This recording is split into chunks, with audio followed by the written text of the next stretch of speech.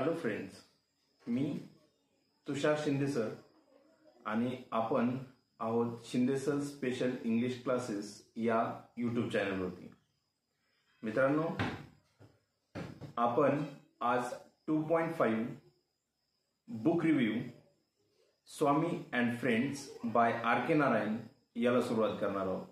याचं चिटचॅट आपण मागच्याच भागात शिकलेलो आहोत. आजच्या भागात आपण प्रत्यक्ष पुस्तकाला सुरुवात करणार आहोत. मुलांनो, जर तुम्ही आपला चॅनल अजून सबस्क्राईब केलेला नसेल तर आपण तो लगेच सबस्क्राईब करून घ्या. त्याच्या शेजारी जे बेल आयकॉन आहे त्या आयकॉन प्रेस करा, जेणेकरून आपल्या चॅनलवरती येणारे जे नवनवीन व्हिडिओ आहेत त्याचं नोटिफिकेशन आपल्याला मिळून जाईल आणि आपल्या चॅनलवरती असणारे जे काही एज्युकेशनल कंटेंट आहे तो तुम्हाला लगेच अभ्यासासाठी मिळून जाईल. विद्यार्थी मित्रांनो, आपण आज बुक रिव्ह्यू त्याच्यामध्ये जे पुस्तक आहे किंवा जे कादंबरी आहे स्वामी अँड फ्रेंड्स याच्याविषयी आपण पाहणार आहोत. आणि ते पुस्तक आर.के. नारायण या साहित्यातील म्हणजे इंग्रजी साहित्यातील भारतीय इंग्रजी साहित्यामध्ये असणाऱ्या एका विद्वान माणसाने म्हणजेच विद्वान लेखकाने हे पुस्तक लिहिलेलं आहे आणि त्या लेखकाचं नाव आहे R K. Narayan. Book review Swami and friends by R K. Narayan.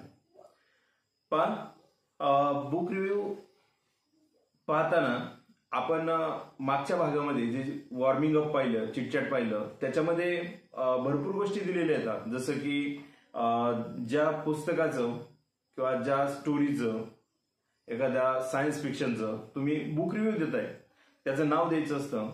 नंतर author of the book, type of the book हे तुम्हाला त्या ठिकाणी द्यायचं असतं.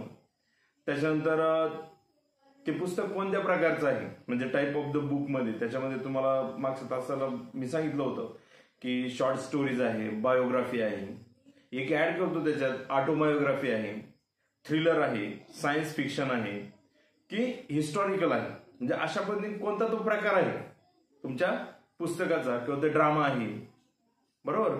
म्हणजे प्रोज पार्ट जो आहे त्यातला कोणता एखादा घटक आहे त्याच्यावरती तुम्ही त्याचा बुक रिव्ह्यू देताय की काय, अशा पद्धती. तर मुलांनो, जसं की बुक रिव्ह्यू म्हणजे काय ते एकदा सांगतो.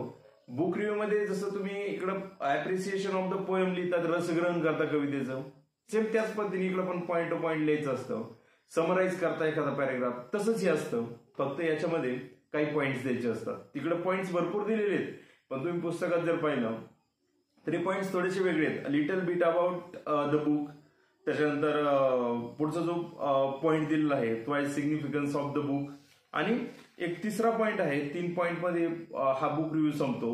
अबाउट द ऑथर, लेखकाविषयी पण थोडंसं सांगितलेलं आहे. तर मग पहा, जसं समजा समराईज करताना तुम्ही एखादा पिक्चर पाहिलेला असेल, एखादी मालिका पाहिलेली असेल, तुमचा पहिला तास संपला आणि दुसऱ्या तासाचे शिक्षक यायला वर्गात वेळे, पहिले शिक्षक बाहेर निघून गेले. याच्यामध्ये तुम्ही पाहिलेल्या पिक्चरची किंवा मालिकेची जी स्टोरी सांगता थोडक्यात, त्याला समराईज करणं असं म्हणतात, त्याला रिव्ह्यू देणं म्हणतात. फक्त तुम्ही पिक्चरचा रिव्ह्यू का देत नाही? कारण तुम्हाला त्याचा ऑथर माहिती नाही, त्याचा डायरेक्टर माहिती नाही, त्याचा सिंगर माहिती नाही, त्यातलं फक्त मेन कॅरेक्टर तो हिरो असतो तो तुम्हाला माहिती असतो, पण त्यातलं मेन कॅरेक्टर कोणतं आहे, कोणत्या कादंबरीवरती आधारित आहे, ह्या गोष्टी तुम्हाला जर दिल्या तुम्ही तर तो त्याचा बुक रिव्ह्यू होऊन जाऊ शकतो. पण तुम्ही एखाद्या मालिकेचा किंवा बुक रिव्ह्यू म्हणण्यापेक्षा एखाद्या पिक्चरचा तुम्ही रिव्ह्यू करत असता, बरोबर. थोडक्यात रिव्ह्यू पुन्हा त्याच्यामध्ये दृष्टिक्षेप टाकणे. पण स्पॉयलर्स म्हणजे काय, ती कन्सेप्ट आपल्याला या ठिकाणी शिकायची, बरोबर. कंटेंट खराब करणारा व्यक्ती कोण असतो ते आपल्याला या ठिकाणी पाहायचंय. तर मग या ठिकाणी पहा, little bit about the book म्हणजे पुस्तकामध्ये थोडासा आपण दृष्टिक्षेप टाकणार आहोत. Anything I mentioned about the book can be mistakenly understood as spoilers. So, I would rather give a glance into the book without mentioning any event or plots of the story. तर पहा मुलांनो, मी इथले एक paragraph page number 69 69 नंबरच्या पानावरती या lesson मधला एक पॅरेग्राफ वाचलाय. तुम्ही तुमच्या समोर पुस्तकं काढून ठेवा आणि मी जेव्हा वाचतोय तेव्हा तुम्ही पुस्तकामध्ये पहा. तर पहा, पुन्हा सेंटेन्स घेतोय त्या पॅरेग्राफ मधली. 69 नंबरच्या पानावरती पहिला पॅरेग्राफ आहे. Anything I mention about the book can be mistakenly understood as spoilers. So I would rather give a glance into the book without mentioning any event or plot of the story. मग ज्याने हा book review दिलाय तो व्यक्ती काय म्हणतो बा, किंवा तो लेखक काय म्हणतो? तो म्हणतो anything I mention about the book can be mistakenly understood as a spoilers. चुकीने काय होईल जर मी या पुस्तकाविषयी जर सगळ्याच गोष्टी सांगत बसलो किंवा गोष्टी जर सांगितल्या तर चुकीने एखादा ते काय होईल तर स्पॉयलर्स म्हणून मी गृहीत गणला जाईल. बरोबर, म्हणजे मी पुस्तकाचा कंटेंट खराब करतोय की काय? खराब करणं म्हणजे काय, स्पॉयलर्स म्हणजे काय?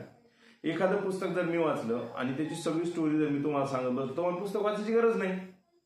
बरोबर, म्हणजे जेव्हा एखाद्या पेपरला जसं लोकसत्ता आहे, लोकमत आहे, सकाळ आहे, याला संपादकीय वृत्त येतात आणि तिथंच त्याच पेजवरती एखाद्या पुस्तकाचा, नवीन पब्लिश झालेल्या पुस्तकाचा एखादा क्रिटिसाइज केलेला कंटेंट त्या ठिकाणी टाकलेला असतो. पुस्तक चांगलं आहे, कशाविषयी आहे हे तुम्हाला सांगितलेलं असतं, पण त्यातली घटना काय घडलेली आहे, कोणताही इव्हेंट तुम्हाला सांगितलेला नसतो. मग लेखक काय म्हणतो, जर मी तो सांगितला तर मी चुकीने कोण होईल, म्हणजे मिस्टेकनली अंडरस्टूड, कोणी पण त्याला चुकीने असं समजेल की तो स्पॉइलर म्हणून, म्हणजे तो पुस्तकाचं कंटेंट खराब करणारा व्यक्ती होतो. बरोबर. So I would rather give a glance into the book without mentioning any event or plot of the story. तो म्हणतो या स्वामी अँड फ्रेंड्स या पुस्तकाचं कोणतंही कथानक सांगण्याच्या ऐवजी, काय कोणतंही कथानक सांगण्याच्या ऐवजी किंवा त्यातली कोणतीही घटना सांगण्याच्या ऐवजी मी फक्त पुस्तकामध्ये एक ओझरता दृष्टिक्षेप टाकत आहे. म्हणजे शब्दप्रयोग कसा वापरलाय पहा त्यांनी, I would rather give a glance into the book, म्हणजे पुस्तकामध्ये मी ओझरता दृष्टिक्षेप सांगतोय, टाकतोय. तुम्हाला सगळं सांगत नाहीये, त्यातली कोणतीही घटना मी तुम्हाला सांगणार नाही. त्यानंतर तो म्हणतो की मी त्यातला कोणतंही कथानक तुम्हाला या ठिकाणी एक्सप्लेन करणार नाही, मी फक्त काय करतोय तर त्याच्यावरती ओझरता दृष्टिक्षेप टाकतोय.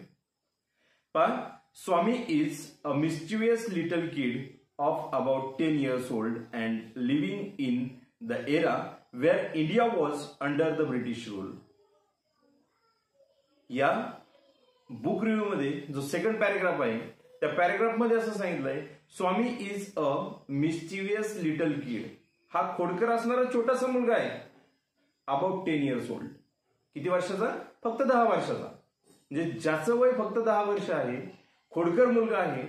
म्हणजे तुम्ही 10 वर्षाचे होते, आम्ही 10 वर्षाचं होतो, त्यावेळेस आम्हीही खोडकर होतो, तुम्हीही खोडकर होते. म्हणजे 10 वर्षाचं मूल हे खोडकर असतं. बरोबर. असं आर के नारायण यांनी त्यांच्या पुस्तकामध्ये टाकलंय आणि त्याच्यावरती ज्याने क्रिटिसाइज केलंय, ज्याने तो बुक रिव्ह्यू दिलाय, तोही म्हणतो की तो 10 वर्षाचा खोडकर मुलगा आहे. कारण त्याला गोष्टी सगळ्या सरळ सरळ सांगितलेल्या कळत नाही. तुम्ही आता आहात, तुम्हाला सगळं जर आता सांगितलं तर तुम्हाला कळतंय, आम्हाला सांगितलं तरी कळतं, फायदा तोटा आम्हालाही कळतो, तुम्हालाही कळतो. बरोबर. पण 10 वर्षाच्या मुलाला फायदा आणि तोटा काहीच कळत नसतो आणि ती मूल खोड्या करत असतं, खोटं बोलणारं असतं. बरोबर. मग आता तशाच पद्धतीने हा मुलगा स्वामी जो आहे तो मिस्चिवियस म्हणजे खोडकर, मिस्चिवियस म्हणजे खोडकर असणारा 10 वर्षाचा छोटासा मुलगा आहे. And living in the era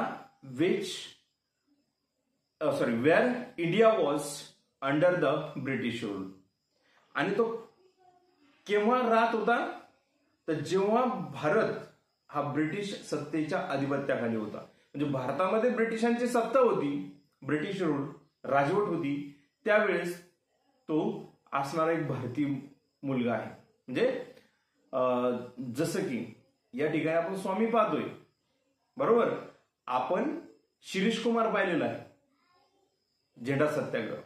बरोबर.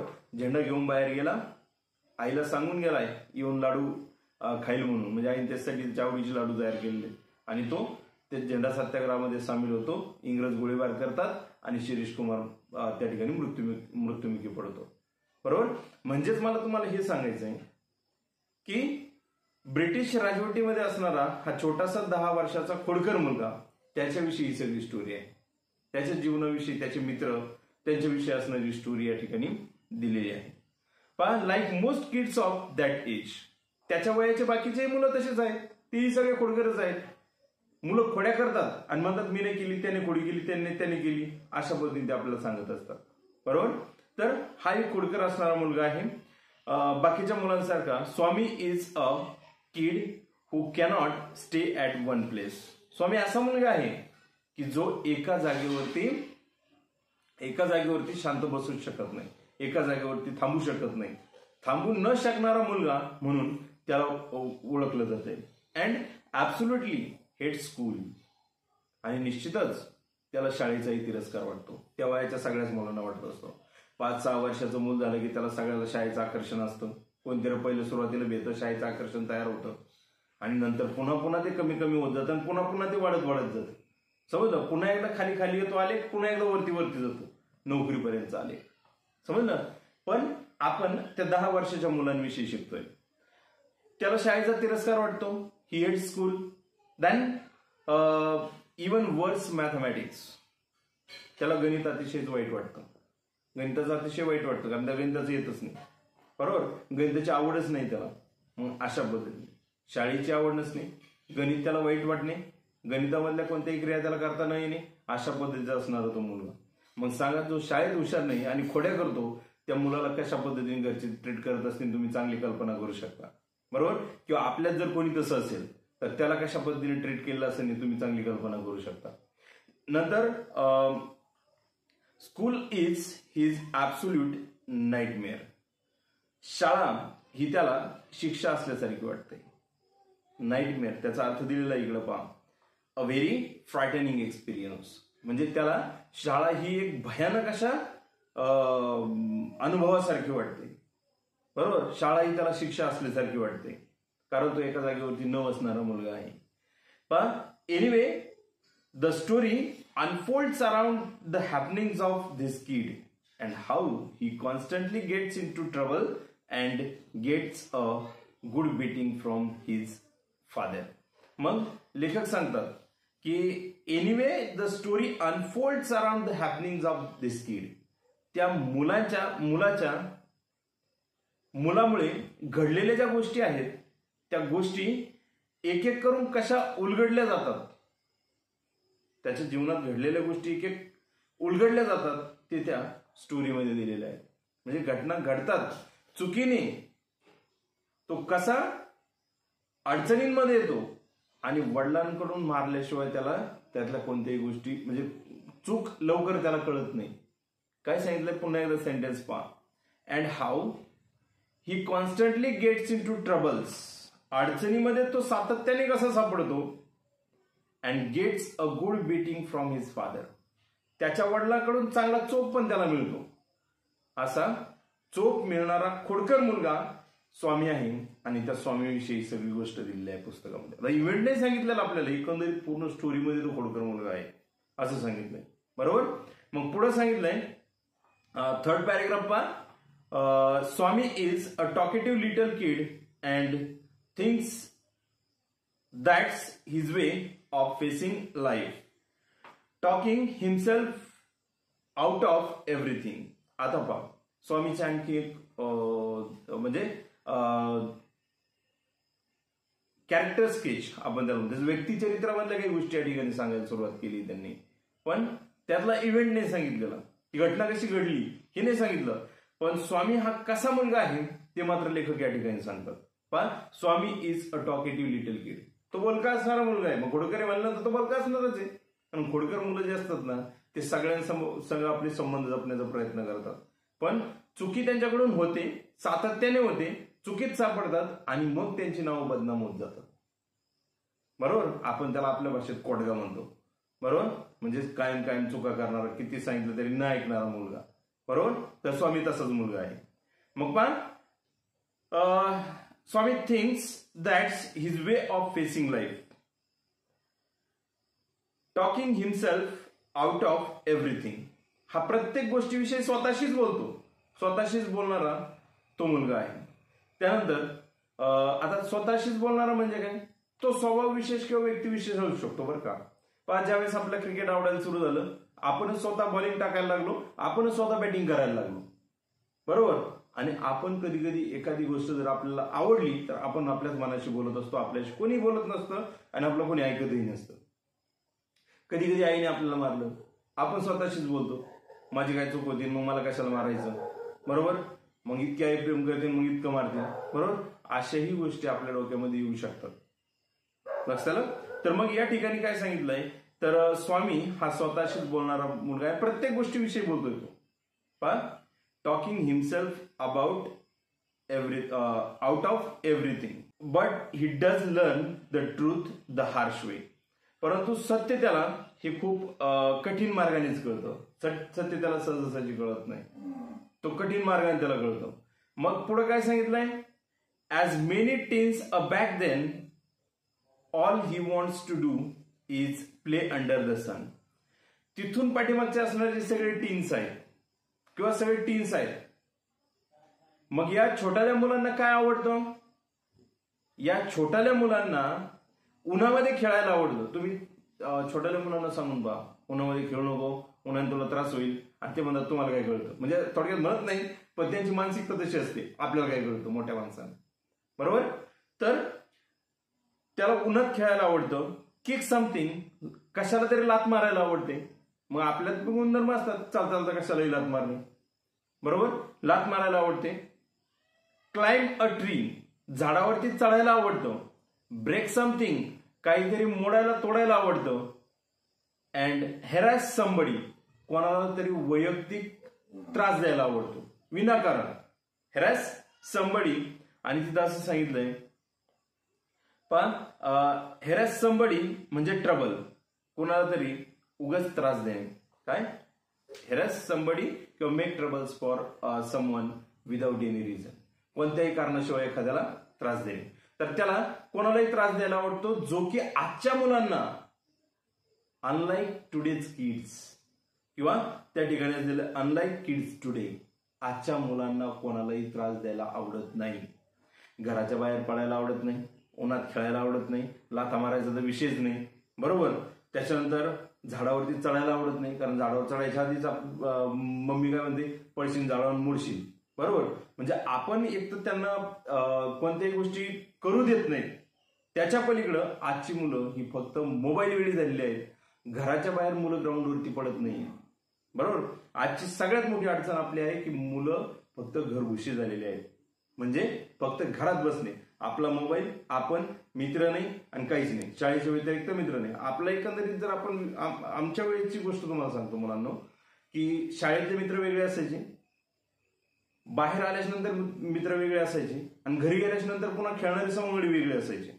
आजच्या मुलांना तसं नाही, बरोबर. आजच्या मुलांना शाळा, क्लास आणि घर, टीव्ही, मोबाईल याच्या पलीकडे त्यांचं विश्व नाहीये, बरोबर. विश्व लिमिटेड झालंय. मग लेखकांनी ही गोष्ट त्या ठिकाणी ब्रॅकेटमध्ये का आणली, आजच्या मुलांना ज्या गोष्टी आवडत नाहीत त्याच गोष्टी तो स्वामी करतो किंवा त्याच्या वयाची मुलं करतात. कारण आमच्या वेळेस हातात फोन नव्हता, खेळण्याचं साधन नव्हतं, आर्टिफिशियल वर्ल्ड किंवा आर्टिफिशियल एक आपण त्याला कृत्रिम विश्व म्हणू, तर असं कृत्रिम विश्व त्यावेळेस नव्हतं. तुमच्या मोबाईलमध्ये तुम्ही कृत्रिम विश्वामध्ये गेलेले असता, बरोबर, ज्याचा आणि त्याचा काही संबंध नाही. एखाद्या मुलाला जर विचारलं ना, तो खेळ खेळता का, तो म्हणतो हो मी खूप खेळ खेळतो. मग त्याला जर विचारलं ना, तुझ्या खेळामध्ये कोण कोण मित्र असतात, तो सांगतो माझे मित्र असतात, बरोबर. मग तुम्ही ग्राउंडवरती जाता का, इकडे जाता का, तिकडे जाता का, असं जर विचारलं, तो म्हणतो नाही आम्ही मोबाईलवरती खेळ खेळतो. मग आम्ही काय खेळतो, लुडो खेळतो, आम्ही आणखी पबजी खेळतो, आणखी दुसरं काय खेळतो. आणि मग मित्र कोण आहेत, जे दुसऱ्या ठिकाणी बसले तर तिथून काय करतात, तर खेळ खेळतात, बरोबर. असे खेळ आम्ही फक्त कुठे खेळतो, मोबाईलवरती खेळतो. खेळ खेळणं याचा अर्थ ग्राउंडवरती जाऊन खेळणं. तुम्ही एका भ्रमण करणार, भासमान भ्रमण असणाऱ्या विश्वामध्ये तुम्ही आहात, हे लक्षात घ्या. तर आपण ग्राउंडवरती गेलं पाहिजे, खेळलं पाहिजे, म्हणजे आपण फिजिकली आणि मेंटली स्ट्रॉंग होऊ. मोबाईलने माणूस मेंटली स्ट्रॉंग होत नाही, तो मेंटल होतो. काय होतो, मेंटल होतो. बरोबर, वेडा होतो माणूस मोबाईलने सरळ सरळ. कारण आपण विदाउट एनी रिझन, कोणत्याही कारणाशिवाय we are engaged on phone till 2 hours a day. दिवसाला किती वेळ आपण घालवतो, तर तो साधारणतः 2 तास वेळ आपण मोबाईलवरती फुकट व्हायला घालतो, ज्याचा आपल्याला भविष्यात काहीच फायदा होत नाही. ओके, मग एक गोष्ट नीट लक्षात घ्या, हे शिकवण्याच्या माध्यमातून आलंय. जर तुम्ही मोबाईलवरती तुमचा अभ्यासाचा विषय असेल, तुम्हाला त्यातून प्रॉफिट होणारी गोष्ट असेल, जर तुम्ही थांबणार असाल तर ते योग्य आहे. पण without any rhyme or reason you should not engage on phone like that time. त्या वेळेसारखं, जसं मी आता म्हणतोय, म्हणजे एक्झॅक्ट टायमिंग द्यायचं नाही, म्हणून मी लाईक दॅट टाइम म्हणतो की तुम्ही अशा पद्धतीने वेळ व्हायला घालू नका. ओके, त्याच्यानंतर पहा पुढची सेंटेन्स सांगितली, this in fact was into bracket and in most parts of India still is the life of a typical boy growing up. आजच्या मुलांसारखं जे काही आजच्या मुलांची जशी वाढ आहे, आजच्या मुलांचा जसा विकास आहे, तशा पद्धतीचं ते मूल नाही. त्या कालखंडामध्ये एकंदरीत सगळ्या मुलांसारखी त्याची पण वाढ होत आहे, फक्त इतर मुलांसारखं त्याचा खोडकरपणा खूप आहे, असं या ठिकाणी सांगितलंय. Then technology isn't big in a kids life. त्या कालखंडामध्ये आजच्या मुलांच्या जीवनामध्ये तंत्रज्ञानाला जितकं महत्व आहे, तितकं महत्व त्या कालखंडामध्ये अजिबात नव्हतं. काय, जितकं महत्व आता मुलांच्या जीवनामध्ये आहे तंत्रज्ञानाला, इतकं महत्व त्या कालखंडामध्ये नव्हतं. आणि थोडक्यात तुमची जी आत्ताची बॅच आहे किंवा या कालखंडातली जी सगळीच मुलं आहेत, ऑल ओव्हर द वर्ल्ड, जगातली सगळी मुलं, बरोबर, यांच्या जीवनामध्ये तंत्रज्ञानाला खूप महत्व आहे. पण त्या काळात मात्र तंत्रज्ञानाला इतकं महत्व नव्हतं. रेल्वे किंवा ती आगगाडी, जास्तीत जास्त सायकल, असलीच तर इंग्रजांची एखादी गाडी, बरोबर, अशा पद्धतीच्या गाड्या त्या काळात पाहायला मिळत होत्या. टांगा असेल, घोडागाडी असेल, बैलगाडी असेल, अशाच गोष्टी होत्या. तंत्रज्ञानाचं महत्व आता आपल्या जीवनात पाहतो आपण. रोडवरती पाडल्यानंतर आपल्याला तंत्रज्ञान पाहायला मिळतं काय ते, बरोबर. मग त्या मुलांच्या जीवनामध्ये तंत्रज्ञानाला इतकं महत्व नव्हतं. All they want is to play havoc. आणि त्या मुलांना दंगामस्ती करण्यातच खूप रस होता. आजच्या मुलांना दंगामस्ती करण्यात रस नाही. इव्हन काही मुलं तर शहरामध्ये माझ्या ओळखीची अशी आहेत की ज्यांच्या पालकांना अशी इच्छा आहे की यांनी काहीतरी खोड करावी, कोणाला तरी खोड करावी, अशा पद्धतीच्या अपेक्षा असणारे पालक सुद्धा माझ्या माहितीमध्ये आहेत, माझ्या संपर्कामध्ये आहेत. म्हणजे खोड्या या केल्या पाहिजेत, पण प्रत्येक वेळेस नवीन नवीन खोड असली पाहिजे, तीच खोड करायची नाही. ओके, थोडक्यात शिक्षा मिळाल्यानंतरच कळतं की त्या खोडी केलेल्या गोष्टीचं महत्व काय. चोरी केली, वडिलांनी मारलं, आपल्याला नंतरच कळतं की चोरी करणे वाईट आहे. आपण एखादी वस्तू तोडली, आईने मारलं, मगच आपल्याला कळतं की ही गोष्ट वाईट आहे. ओके, तर इथपर्यंतचा भाग आपला झालाय. राहिलेला भाग आपण पुढच्या भागामध्ये पाहणार आहोत, पुढच्या तासामध्ये पाहणार आहोत. ओके, जर हा व्हिडिओ जर तुम्हाला आवडला असेल तर या व्हिडिओला लाईक करा, शेअर करा, सबस्क्राईब करा. धन्यवाद.